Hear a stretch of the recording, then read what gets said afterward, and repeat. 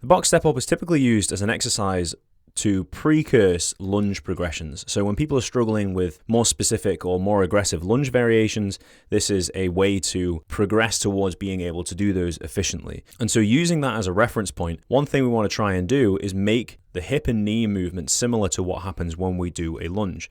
And so what I mean by that is, so as we step up, we're trying to make sure that the knee tracks in a similar direction that it would do if you were doing a lunge. A common movement compensation when we're stepping onto the box, you can see my ankle doing it here slightly when I step. I have this turned out component of my foot here.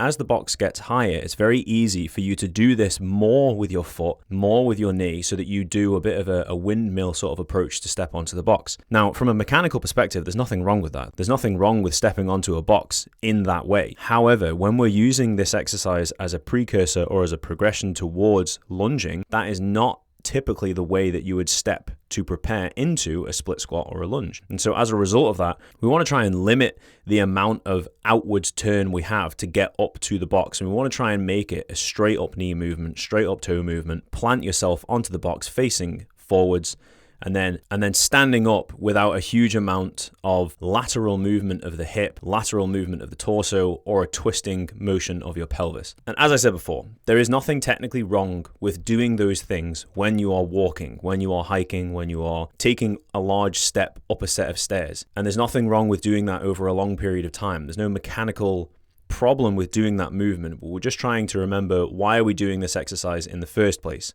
Typically, the reason you're doing this exercise is either as a warm-up for more difficult lunge variations or as a progression towards more difficult lunge variation. When you're early on with learning this movement, it can help sometimes to put your hands on your hips and feel if there's any sideways movement or lateral kind of twisting motions. And that can also help to encourage just to stabilize your midsection a little bit, brace your core a little bit too.